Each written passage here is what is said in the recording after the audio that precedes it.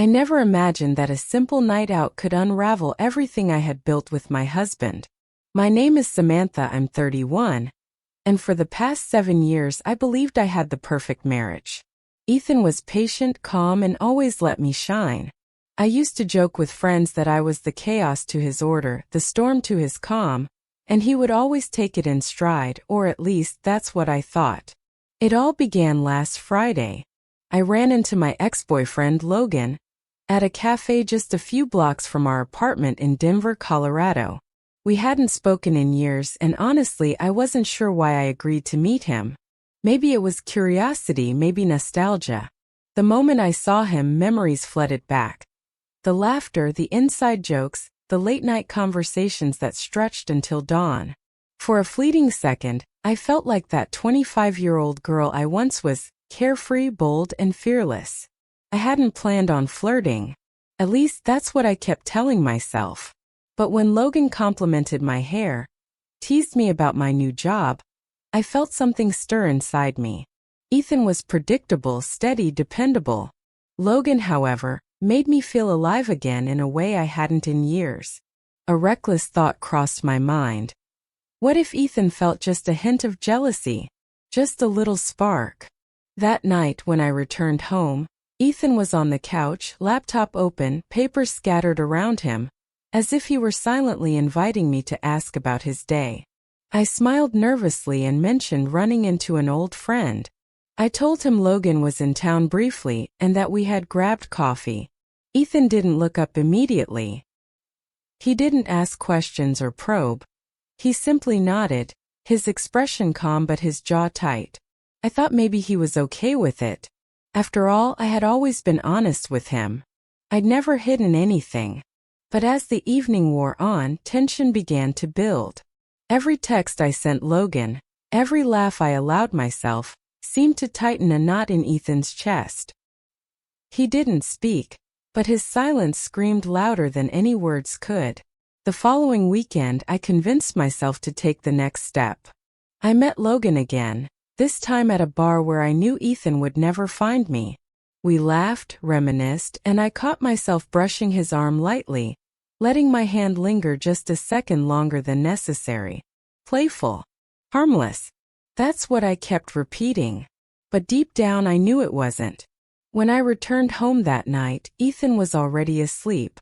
I watched him in the dim bedroom light, the steady rise and fall of his chest, calm, unassuming. And that's when it hit me. I was playing with fire. I had thought I could control it, flirt a little, tease a little, and keep my life intact. I hadn't realized the line I was crossing, or how fragile Ethan's patience had become. Monday morning came with an eerie quiet. No warm greetings, no quick kiss on the cheek. Just cold, mechanical questions about breakfast and the kids. I tried to keep things light, laughing at minor things, asking about his week, anything to ease the tension. But it was like speaking into a void. His words were clipped, distant, and devoid of warmth. By Tuesday, I noticed him glued to his phone, scrolling and tapping with a focus that made my chest tighten. I wanted him to react, to show a spark of jealousy, a sign that he noticed, that he cared. And when he finally did, it wasn't at all what I expected. It began subtly. Over dinner, he asked quietly, "Who did you meet yesterday?" His voice calm, casual even, but with a razor-thin edge that made me pause mid-bite. I smiled, trying to sound innocent. "Just Logan, my ex. We ran into each other." He didn't respond. He simply kept eating, every movement deliberate, measured. That night I couldn't sleep. I kept thinking about how I had hoped to provoke him, to feel the thrill of control.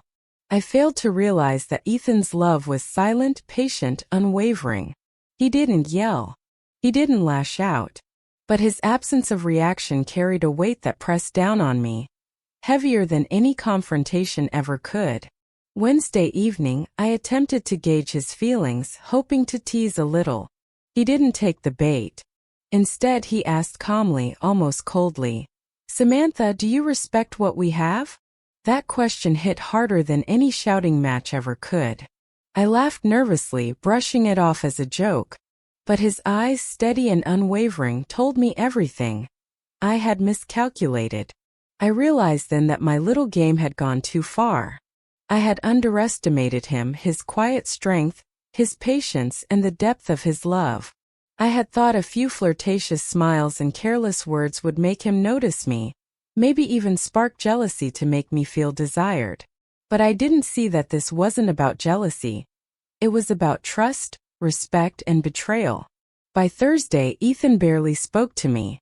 I asked questions, made small jokes, tried to nudge him into conversation. He responded with monosyllables, polite but distant. He wasn't angry in the traditional sense. He was hurt, disappointed, and silent. And I realized too late that silence could be far more destructive than any shouting match. I tried to justify my actions, convincing myself that flirting with Logan was harmless, that I was simply trying to feel alive. But every time I caught Ethan staring at me across the room, every time I noticed his tight jaw or silent demeanor, I understood the truth. I had broken something inside him, something that words could never fix. Friday arrived, bringing with it the moment I both dreaded and secretly anticipated. Ethan sat me down in the living room, calm and composed, and said the words that shattered me. "Samantha, I don't think we can continue this marriage." I laughed at first, thinking he was joking. Surely, he wouldn't end everything over a few harmless encounters with an ex. But the calmness in his voice, the unwavering look in his eyes, and the quiet finality of his tone told me all I needed to know.